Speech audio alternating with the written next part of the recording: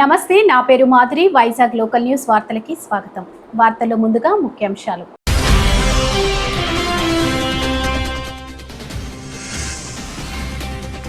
పెందుర్తిలో కూటమి ప్రభుత్వ ఆధ్వర్యంలో మెగా జాబ్ మేళా. ముఖ్య అతిథిగా హోంమంత్రి అనిత.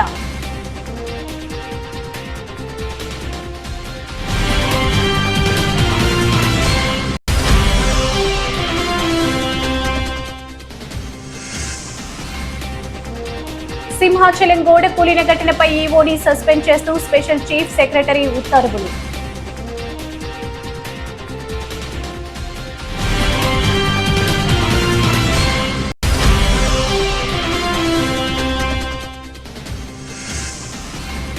విశాఖ నగర పరిశుభ్రత సుందరీకరణకు ప్రాధాన్యత. విశాఖ నగర mayor Peela Srinivasarao.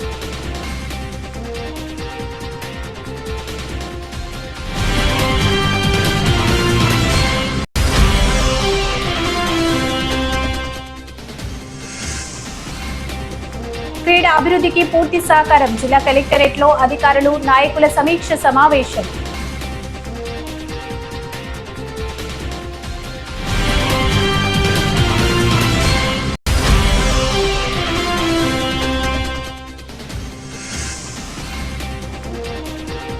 Rice pulling నాణ్యం పేరుతో మోసగించే ముఠాని నర్సీపట్నం పోలీసులు arrest.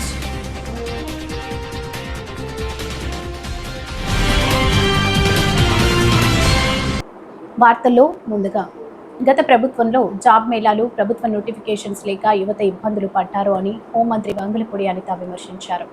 Visakha Pendurthi government high స్కూల్లో ఆంధ్రప్రదేశ్ రాష్ట్ర నైపుణ్య అభివృద్ధి సంస్థ ఎమ్మెల్యే రమేష్ బాబు, జిల్లా కలెక్టర్ ఆధ్వర్యంలో మెగా జాబ్ మేళా ఆమె ముఖ్య అతిథిగా పాల్గొన్నారు. ఈ సందర్భంగా హోంమంత్రి మాట్లాడుతూ, గత ప్రభుత్వం తప్పిదాలు వలన యువత ఉద్యోగాలు లేక నానా ఇబ్బందులు పడ్డారు. కూటమి ప్రభుత్వంలో జాబ్ మేళాలు జరుగుతున్నాయి, కంపెనీలు ఏర్పాటు చేస్తున్నారు. ఐటీ మంత్రి నారా లోకేష్ ఆధ్వర్యంలో పెద్ద సంఖ్యలో ఉద్యోగ అవకాశాలు వస్తున్నాయి. 10వ తరగతి ఫలితాల్లో అత్యధిక మార్కులు సాధించిన విద్యార్థులను హోంమంత్రి అనిత సత్కరించారు. ఉండే విధంగా ఈరోజు ఈ జాబ్ మేళా ఏర్పాటు చేయడం జరిగింది. సో నా రిక్వెస్ట్ అన్నీ ఒకటే, ఇక్కడ వచ్చిన యంగ్స్టర్స్ అందరికీ, there is no shortage of జాబ్స్కి ఎక్కడ కొరత లేదు.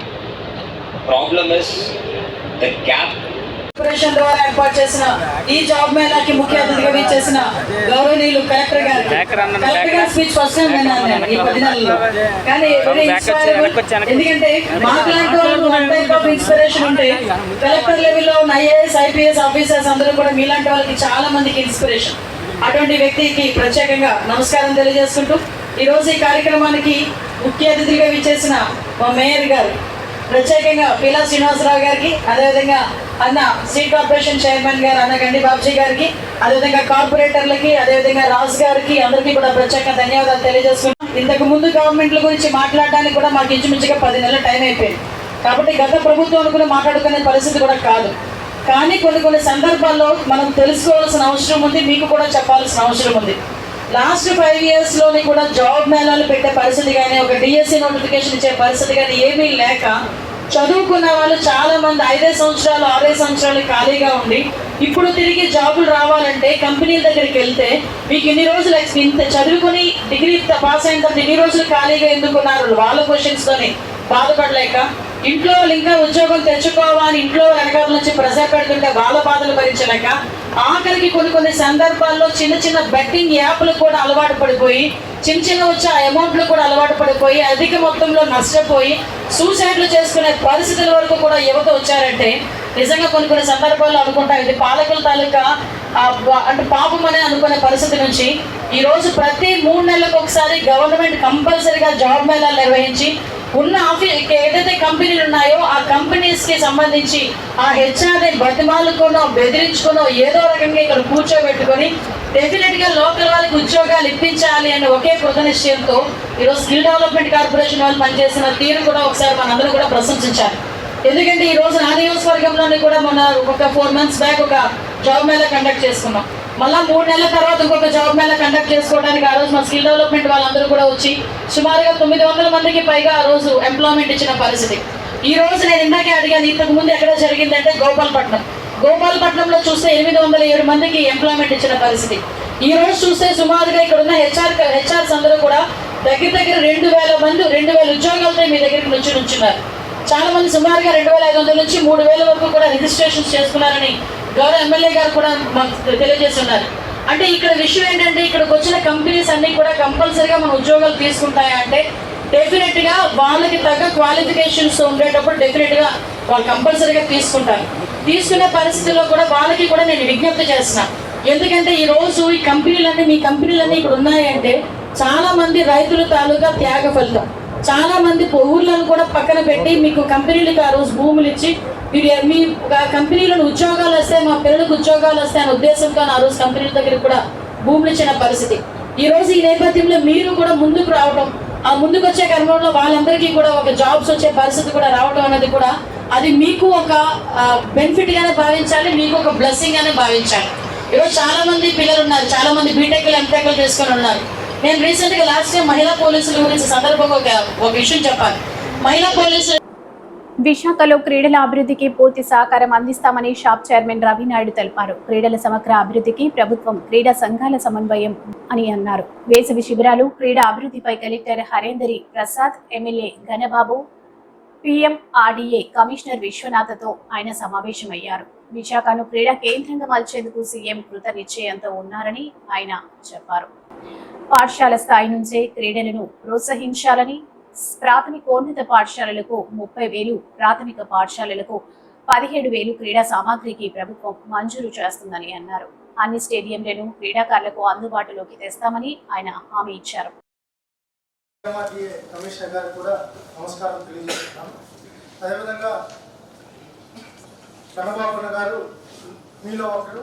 అదేవిధంగా మొదటి నుంచి స్పోర్ట్స్ను ఎంకరేజ్ చేయాలి, అదేవిధంగా స్పోర్ట్స్ డెవలప్ అవ్వాలని చెప్పి మొదటి నుంచి నాకు సలహాలు సూచనలు ఇస్తూ శాసనసభ్యులుగా కాకుండా స్పోర్ట్స్ అభివృద్ధిలో భాగస్వామ్యం అన్నగారికి కూడా నమస్కారం తెలియజేసుకుంటూ, అదేవిధంగా ముందరున్న అధికారులకు, అసోసియేషన్ వారికి, ఫెడరేషన్ వారికి, ఒలింపిక్ అసోసియేషన్ వారికి, కోచెస్కి, రెఫరీస్కి, ఇంకెవరైతే దీంట్లో భాగస్వాములైన పీఈటీలు కావచ్చు, ఇంకా డిఫరెంట్ డిపార్ట్మెంట్కి సంబంధించిన నేవీ కావచ్చు, ఇంకా ఏ డిపార్ట్మెంట్ అందరికీ నమస్కారం తెలియజేసుకున్నాను.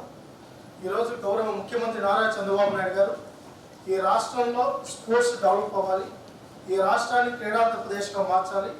మీరు గతంలో చంద్రబాబు నాయుడు గారి గురించి చాలా మందికి ఇక్కడ తెలుసు. ఇక్కడ ఘనబాబు గారు ఉన్నారు, ఇంకా చాలా మంది పెద్దలందరూ ఇక్కడ ఉన్నారు, అసోసియేషన్ వారు ఉన్నారు. ఆ రోజు ఉమ్మడి ఆంధ్రప్రదేశ్లో కూడా స్పోర్ట్స్ డెవలప్ అయిందంటే చంద్రబాబు నాయుడు గారు వల్ల. ఆ రోజు నేషనల్ గేమ్స్ అయినా, ఆఫ్రో గేమ్స్ అయినా పెట్టి ది బెస్ట్ ఇన్ఫ్రాస్ట్రక్చర్ క్రియేట్ చేసి రాత్రికి రాత్రే ఏ విధమైన దేశం మొత్తం ఆ రోజు హైదరాబాద్లో ది బెస్ట్గా నిర్వహించారనే విధంగా ఆ రోజు స్పోర్ట్స్ గతంలో ఇప్పుడు లేని విధంగా రాష్ట్రం ఆవిర్భావం తర్వాత ఆ విధంగా చేసిన ఏకైక ముఖ్యమంత్రి నారా చంద్రబాబు నాయుడు. ఆయన మొదటి నుంచి యూనివర్సిటీ డేస్ నుంచి స్పోర్ట్స్ అంటే ఆయన మక్కువ. స్పోర్ట్స్ అన్నా, టూరిజం అన్నా ఏదైనా ఆల్రెడీ ఈ షార్ట్ పీరియడ్ లో 3-4 మీటింగ్లు పెట్టుకున్నట్టే రిజల్ట్స్ తో స్పోర్ట్స్ అసోసియేషన్స్ అన్ని. బహుశా ఇంత ముందు ఎప్పుడు కూడా ఒక జిల్లా కలెక్టర్ గారు స్పోర్ట్స్ కి అంత ప్రాధాన్యత ఇవ్వడం అనేటువంటిది ఇప్పుడే చూసుకున్నాం. ప్రత్యేకించి ఈ రోజు ఈ మీటింగ్ ప్రత్యేకించి ఏంటంటే sports authority of Andhra Pradesh chairman గా రవి గారు అపాయింట్ అయిన నాటి నుండి కూడా శాపంగానే డిఫరెంట్ ఐడియాలజీ ఉండి అనేక ఇబ్బందులు ఉండి ఈ టైంలో స్పోర్ట్స్ అనేటప్పటికీ చాలా నిరాసక్తత వచ్చిన అసోసియేషన్స్ అందరికీ కూడా వారందరికీ ఎందుకంటే వైజాగ్ అనేటప్పటికీ స్టేట్ లో పెద్ద ఆర్గనైజేషన్స్ అనే స్టేట్ లెవెల్ ఆర్గనైజేషన్స్ అన్నిటికీ హ్యాండిల్ చేసేది వైజాగ్. న్యూ స్టేట్ కొత్త స్టేట్ అయినాక సో అందరూ ద్రోణాచార్యులు ఉన్నారు. ఇప్పుడు మీటింగ్ లో కూడా ద్రోణాచార్యులు ఉన్నారు, శ్రీనివాస్ ఉన్నారు. రెండోది ధ్యాన్ చంద్ అవార్డీస్ ఉన్నారు, ఇంటర్నేషనల్ అథ్లీట్స్ ఉన్నారు. రెండోది ఆర్గనైజేషన్స్ కూడా చాలా స్ట్రాంగెస్ట్ ఆర్గనైజేషన్స్, పెద్ద ఈవెంట్స్, నేషనల్ ఇంటర్నేషనల్ ఈవెంట్స్ చేసిన అనుభవం ఉన్నారు ఇందులో. వీటన్నిటికీ మించి శాప్, జీవీఎంసీ కాకుండా ఆర్గనైజేషన్స్ అన్ని కూడా Andhra university main key role play చేస్తుంది. ఆర్ట్ ఆఫ్ ది సిటీ వారి ఇన్ఫ్రాస్ట్రక్చర్ అందరూ కూడా వాడుకునేవాళ్ళు. వారు కానీ, ఉడా కానీ, నేవీ కానీ పోర్ట్ కానీ రైల్వేస్ కానీ ఇట్లాంటి అన్ని కూడా మెయిన్ సిటీ కావడం వల్ల మిగిలిన ఇన్ఫ్రాస్ట్రక్చర్ అంతా కూడా వాడుకుని అన్ని అసోసియేషన్స్ కూడా మాక్సిమం అథ్లెట్స్ తయారు చేసే పనిలో ఉండటం. రైస్ పుల్లింగ్ నాణ్యం పేరుతో మోసగించే మఠాలోని ముగ్గురిని పోలీసులు అరెస్ట్ చేశారు. నర్సీపట్నం గ్రామీణ సీఐ రేవతమ్మ గురువారం సాయంత్రం నిందితుల వివరాలు వెల్లడించారు. గోలుగొండ మండలం నెల్లిమిట్ట సమీపంలోని రాతి పనుకుల వద్ద కారులో 5గురు అనుమానాస్పదంగా ఉన్నట్లు అందిన సమాచారంతో గోలుగొండ నర్సీపట్నం గ్రామీణ ఎస్ఐలు రామారావు, రాజారావు సిబ్బందితో దాడి చేశారు. పోలీసులను గమనించిన ఇద్దరు పారిపోగా 3 పట్టుబట్టారు. కారులో 2.6 లక్షల అసలు నోట్లు, 10 లక్షల రూపాయలు నకిలీ నోట్లను పోలీసులు స్వాధీనం చేసుకున్నారు. కారు 3 సెల్ ఫోన్లను సీజ్ చేశారు. పట్టుబడిన వారిలో విజయనగరం ప్రదీప్ నగర్కు చెందిన నిమ్మల మనోహర్, తమ్మినేని సుమంత్ కుమార్, నిమ్మల మన్మద ఉన్నారని సిఐ చెప్పారు.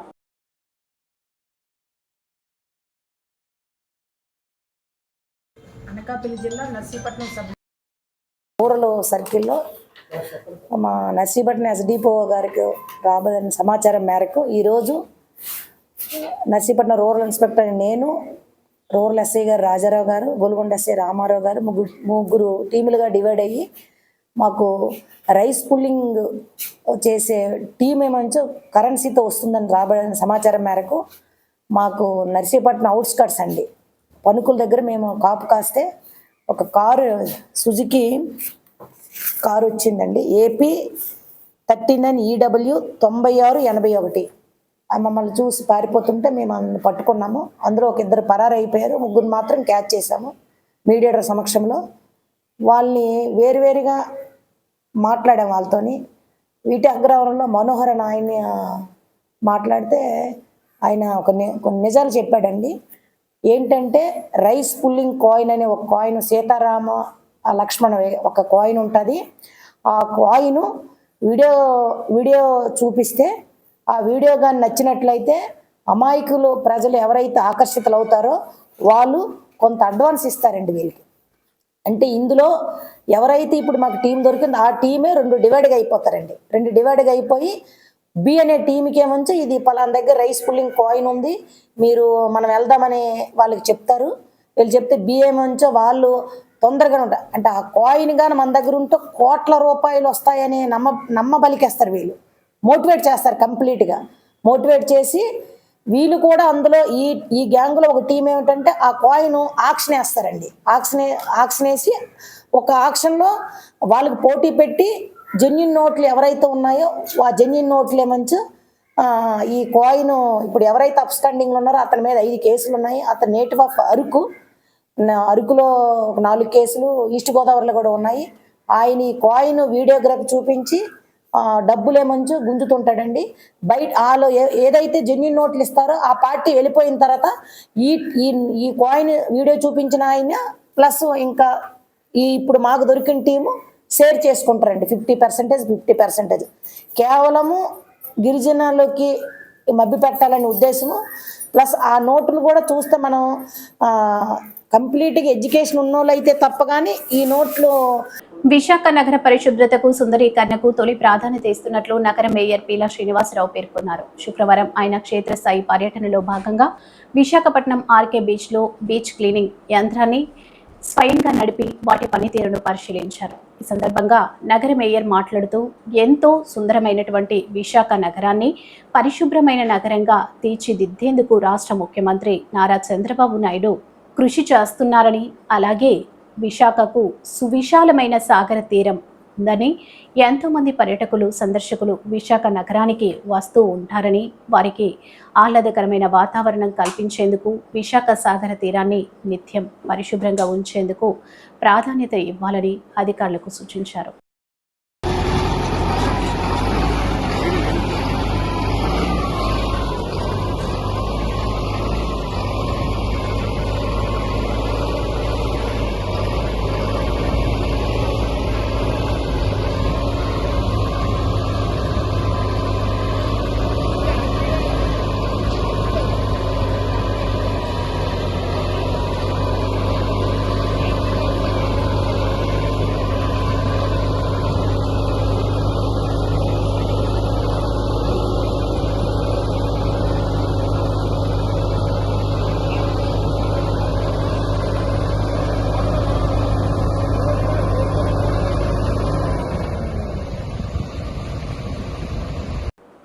చందనోత్సవం నాడు సింహగిరిగిరిపై కోడకూలి 7 భక్తులు దుర్మరణం పాలైన ఘటనలో దేవస్థానం ఈవో కె సుబ్బారావును సస్పెండ్ చేస్తూ revenue vigilance department special chief secretary G Jayalakshmi గురువారం ఉత్తర్వులు జారీ చేశారు. ఆయన ఎలాంటి పర్మిషన్ లేకుండా వెళ్లరాదని పేర్కొన్నారు. ఈ ఘటనపై ప్రభుత్వం నియమించిన త్రిసభ్య కమిషన్ ఇచ్చిన ప్రాథమిక నివేదిక ఆధారంగా దేవస్థానం ఈవోతో పాటు EE DG Srinivasaraju, deputy EE KSN Murthy, JE K బబ్లీతో పాటు ఏపీ టీడీసీకి చెందిన EE K Ramana, deputy EE AB BLR Swamy, AEP Madan మోహన్లను సస్పెండ్ చేసిన విషయం తెలిసిందే. మిగతా 6 సస్పెన్షన్ ఆర్డర్లు గురువారం సాయంత్రానికి వచ్చినట్లు చెబుతున్నారు. ఇంకా అధికారికంగా ప్రకటించలేదు.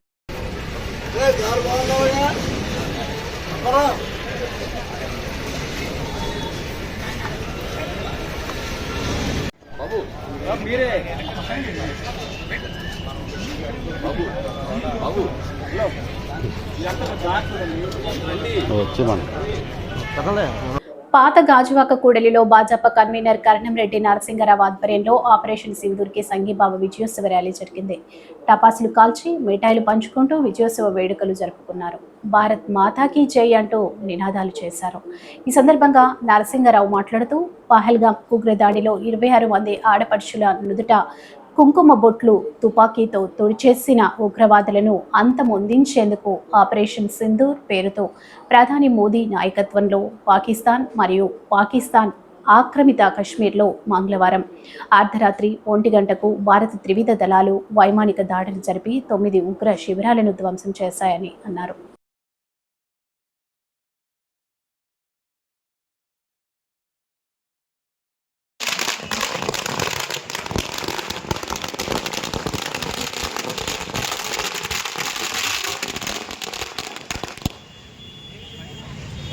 సింధూర్ విజయవంతంపై మన భారత సైన్యానికి ప్రధానమంత్రి శ్రీ నరేంద్ర మోదీ గారికి సంఘీభావం తెలియజేస్తూ ధన్యవాదాలు తెలియజేస్తూ ఈరోజు పాతగాజు కూడల్లో భారత పౌరులందరూ కలిసి పార్టీలకు, ప్రాంతాలకు, కులమతాలకు అతీతంగా జాతీయ జెండాను పట్టుకొని సంఘీభావ విజయోత్సవ ర్యాలీ ప్రారంభించడం జరిగింది. ఈ కార్యక్రమంలో వివిధ స్వచ్ఛంద సంస్థలు, పార్టీలకు అతీతంగా అందరూ పాల్గొన్నారు. వారందరికీ ధన్యవాదాలు తెలియజేసుకుంటూ మరి పహల్గామ్లో మన హిందూ పర్యాటకులను అత్యంత కిరాతకంగా చంపేశారు. 25 మంది మన భారతీయులు, మరొకరు విదేశీయులు కూడా ఉన్నారు. వారి యొక్క ఆత్మకు శాంతి చేకూరింది. వారి యొక్క కుటుంబ సభ్యులందరూ కూడా ఈరోజు భారత ప్రభుత్వానికి ధన్యవాదాలు తెలియజేస్తున్నారు.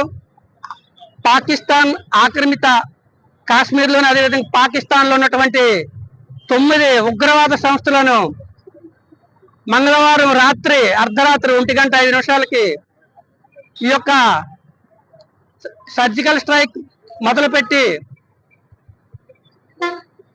ఎంతో మంది, సుమారు 100 మందికి పైగా ఆంధ్ర, తెలంగాణలో ఇళ్లలో చోరీ చేసిన ముఠాను అనకపల్లి రూరల్ పోలీసులు అరెస్ట్ చేశారు. డీఎస్పీ కార్యాలయంలో మీడియా సమావేశం నిర్వహించి డీఎస్పీ శ్రావణి వెల్లడించారు. అనకపల్లి కొండకొప్పాక గ్రామంలో మొదటి కేసు నమోదు కాగా అదే రోజు మరొక 3 కేసులు చోరీలకు పాల్పడ్డారు. వీరి వద్ద నుంచి సుమారు 3 కేజీల వెండి, 2 తులాల బంగారం, ఒక ల్యాప్టాప్ పట్టుచీరను రికవరీ చేశారు. వీరిని అరెస్ట్ చేసి రిమాండ్కు తరలించారు. కేసులో ప్రత్యేక శ్రద్ధ కనబర్చిన రూరల్ సిఐ అశోక్ కుమార్ని, ఎస్ఐ రవికుమార్లను సిబ్బందిని అభినందించారు.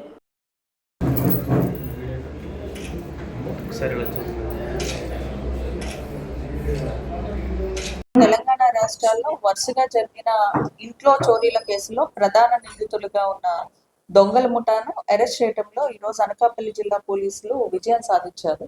దీనికి సంబంధించి ఎస్పీ శ్రీ తుహిన్ సిన్హా ఐపీఎస్ గారి ఆదేశాల ప్రకారం మా పోలీస్ టీమ్ బృందాల వారీగా ఏర్పడి using technical evidence and other evidences మేము వీళ్ళని పట్టుకోవటం జరిగింది. వీళ్ళు వచ్చేసి సిరీస్ ఆఫ్ అఫెన్సెస్ చేయడం జరిగింది. ఫస్ట్ అఫెన్స్ వచ్చేసి 1 మేకి 14 hours కొండకొప్పాక గ్రామంలో రిటైర్డ్ షిప్ యార్డ్ ఉద్యోగి శ్రీ మరుబాక సత్యనారాయణ గారి ఇంట్లో ఫస్ట్ అఫెన్స్ చేశారు. అక్కడికి వచ్చి ఆయన వాళ్ళ మనవన్ని పరామర్శించడానికి అనేసి ఆఫ్టర్నూన్ వాళ్ళ వైజాగ్ వెళ్ళటం జరిగింది. అప్పుడు వాళ్ళ ఇంట్లోకి వెళ్ళేసి 1 తులం బంగారపు గొలుసు అండ్ 1/2 తులం బంగారు ఉంగరం అండ్ 5,000 రూపీస్ క్యాష్ అది దొంగతనం చేయడం జరిగింది. సబ్సిక్వెంట్ గా ఇమీడియట్లీ మాకు కంప్లైంట్ రాగానే మాకు with in span of few minutes only మాకు సెకండ్ కంప్లైంట్ వచ్చింది. ఫస్ట్ రోజే around 3 o'clock in the afternoon Peela Bala Ganapathirao garu Babji గారి ఇంట్లో కూడా సిమిలర్ గానే ఒక అఫెన్స్ జరిగింది. ఒక 1 lakh నగదు అండ్ ఒక 2 kgs సిల్వర్ అండ్ ఒక ఐఫోన్ మిస్ అయింది అని చెప్పేసి మాకు సిమిలర్ గా కంప్లైంట్ అవడం జరిగింది. ఇమ్మీడియట్ గా ఇదేదో గ్యాంగ్ పని అని చెప్పేసి శ్రీ తుహిన్ సిన్హా ఐపీఎస్ సార్ ఆదేశాల మేరకు మేము కొన్ని టీమ్స్ ఫామ్ చేయడం జరిగింది. Under the leadership of CI Anakapalli rural Ashok and SI Ravi and SI Bhaskararao garu చాలా బాగా వర్క్ చేశారు. ఇందులో ఏవైతే విశాఖలోని నయగార్ వాటర్ ఫాల్స్ సెట్ తో ఎగ్జిబిషన్ ఆకర్షణగా నిలుస్తుందని వైజాగ్ ఎక్స్పో ఎగ్జిబిషన్ నిర్వాహకులు రాజారెడ్డి తెలిపారు. బీచ్ రోడ్ లో ఉన్న ఏయూ గ్రౌండ్స్ ఎగ్జిబిషన్ ఇప్పటికే జలకన్యలతో ఆకట్టుకుంటుంది. ఇప్పుడు వేసవికి విశాఖ వచ్చే పర్యాటకులను విభిన్నంగా ఆకట్టుకుంటుంది. 30 అడుగుల ఎత్తు 150 అడుగుల వెడల్పు కలిగిన నయగార జలపాతం పిల్లలకు పెద్దలకు మంచి అనుభూతి కలిగిస్తుంది. ఎగ్జిబిషన్ నిర్వాహకులు రాజారెడ్డి మాట్లాడుతూ టికెట్ రుసుములను 150 నుంచి 100 రూపాయలకు తగ్గించామని, ఎక్కువ మంది పర్యాటకులు వీటిని వీక్షించడానికి వీలుగా ధరలు తగ్గించినట్టు వివరించారు. జలకన్యలు మినీ కాశ్మీర్ సెట్టింగ్ చూపరులను ఎంతో ఆకర్షిస్తుందని ఆయన తెలిపారు.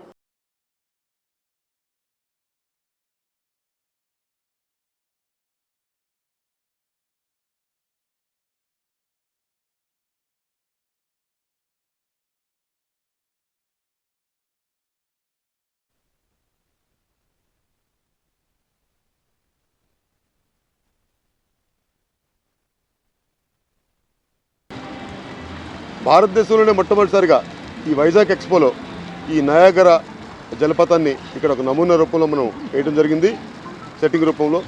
ఇది సుమారుగా 180 అడుగుల పొడుగు, అదేవిధంగా 30 అడుగుల వెడల్పుతోటి ఎత్తుతోటి ఈ నయాగర జలపాతాన్ని మనం ఇక్కడ చూపరులకి ఆకర్షించే విధంగా తీర్చడం జరిగింది.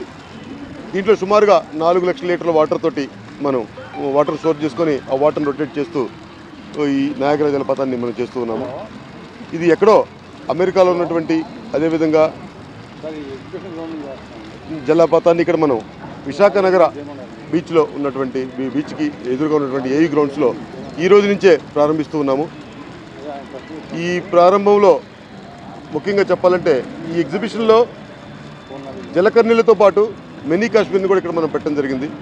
ఇది చూపర్లను ఎంతగానో ఆకర్షిస్తుంది. అదేవిధంగా సుమారుగా 45 రోజుల పాటు మనం ఈ ఎగ్జిబిషన్ని ఆపేసి మళ్ళీ పునఃప్రారంభిస్తూ ఉన్నాం ఈ రోజు నుంచే. ఈ ప్రదర్శన ఈ వేసవి హాలిడేస్ వరకు మాత్రమే కొనసాగనుంది. దయచేసి ప్రతి ఒక్క సందర్శకులు కూడా ఈ ఎగ్జిబిషన్కి ఇచ్చేసి మీ విలువైన సమయాన్ని మీ చిన్నారు పిల్లలు ఎవరైతే ఉంటారో వాళ్ళందరికీ కూడా ఆనందాన్ని కల్పిస్తారని మీ ద్వారా మేము తెలియపరుచుకుంటూ ఉన్నాము. ఈరోజు విశాఖ నగరం ఒక పర్యాటక కేంద్రం. దీంట్లో భాగంగానే ఈ పర్యాటకులు అనేవాళ్ళు మన విశాఖపట్నం నుంచే కాదు, విజయనగరం నుంచి కావచ్చు, శ్రీకాకుళం నుంచి కావచ్చు, దేశ నలుమూల నుంచి కూడా చాలామంది సందర్శకులు ప్రతినిత్యం ఇక్కడికి వస్తూ ఉంటారు. వారందరికీ కూడా మీ ద్వారా మేము తెలియపరిచేది ఏంటంటే అతి తక్కువ ధరకే 150 రూపాయల టికెట్ కాదు దీన్ని, ఓన్లీ 100 రూపాయలకే ప్రతి ఒక్కరిని ఆకర్షించే విధంగా ఒక ఎంటర్టైన్మెంట్ అందించే విధంగా ఈ ప్రదర్శన ఉండబోతుంది. గాజువాక పోలీస్ స్టేషన్ పరిధిలో కుంచమాంబ కాలనీలో సిఐ పార్థసారథి సారథ్యంలో కార్డన్ సెర్చ్ నిర్వహించారు. మాదక ద్రవ్యాలు, రికార్డు లేని వాహనాలను, బయట నుంచి వచ్చిన వ్యక్తుల కదలికలను సర్కిల్ ఇన్స్పెక్టర్ పార్థసారథి ఆధ్వర్యంలో తనిఖీలు చేశారు. ఈ cordon search SI Ravikumar, SI Nazeer మరియు 15 మంది పోలీసులతో ప్రతి ఇంటిని క్షుణ్ణంగా తనిఖీలు చేశారు.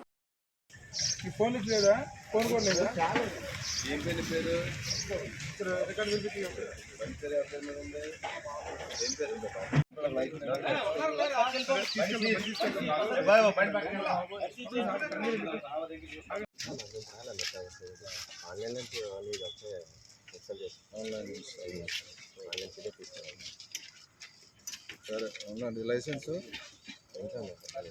ఉన్నాయి, సెల్లో పెట్టండి చాలు, ఫోన్ తేలేదు సార్. సెల్లో ఓకే సార్, సెల్లో చేస్తే ఇప్పుడు బండి మీదా కాదా అన్నది మనకు తెలియాలి కదా. అవును సార్, దానికోసం మీ పేరు ఉందా? ఏసీపీ గారు, మన ఏసీపీ గారి ఆదేశాల ప్రకారం ఈరోజు కుంచుమాంబ కాలనీలో కార్డనెట్ సెర్చ్ చేయటం అయింది. దీని ముఖ్య ఉద్దేశం ఏంటంటే అనుమానాస్పద వ్యక్తులు ఎవరైనా కూడా ఏరియాలో తిరుగుతున్నా, రెంట్లు తీసుకున్నా కూడా తర్వాత బెల్ట్ షాపులు మిగతా తర్వాత అనుమానాస్పదంగా దొంగతనాలకు సంబంధించిన వెహికల్స్ ఏమన్నా ఉన్నాయా అన్నీ దగ్గర ఒక 70 ఇళ్ళు చెక్ చేసాము. చెక్ చేస్తే మాకు ప్రస్తుతానికి 7 వాహనాలు అనేవి రికార్డ్స్ లేని దొరికినాయి. అవి వెరిఫై చేస్తాము. తర్వాత అవుట్స్కట్స్లో టెంట్లు వేసుకున్న వాళ్ళు ఉన్నారు, వాళ్ళని కూడా చెక్ చేసాం. వీళ్ళు వినుకొండ ఏరియా నుంచి వచ్చారు. వీళ్ళ యాంటీసిడెంట్స్ కూడా వెరిఫై చేస్తున్నాం. ఏమైనా అనుమానాస్పదం ఉంటే వాళ్ళని అదుపులో తీసుకొని విచారిస్తాము. ఇవి ర్యాండమ్గానే ఏరియాలో జరుగుతూ ఉన్నాయి. ఈరోజు గాజువాకలో కుంచమాంబ కాలనీలో చేశాం. కేంద్ర హోంశాఖ ఆదేశాల మేరకు పరవాడ ఎన్టీపీసీలో సివిల్ మాక్డ్రిల్ నిర్వహించారు. ఇందులో భాగంగా యుద్ధ వాతావరణం సృష్టించి సైరన్ మోగించి కరెంటు నిలిపివేత, తరలింపు వంటి చర్యలు తీసుకొని కార్మికులకు, ప్రజలకు అత్యవసర పరిస్థితిలో ఎలా స్పందించాలో శిక్షణ ఇచ్చారు.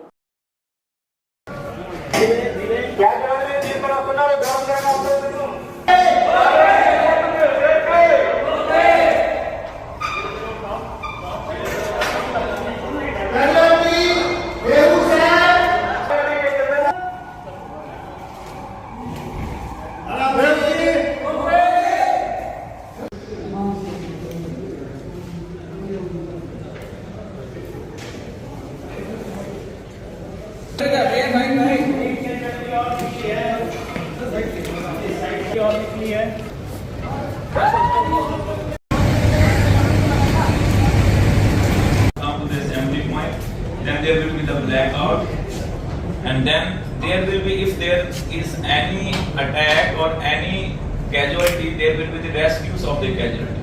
After this briefing, we have some demonstration for the carrying out the casualty out of the area. Outside of this hall, we will discuss the same.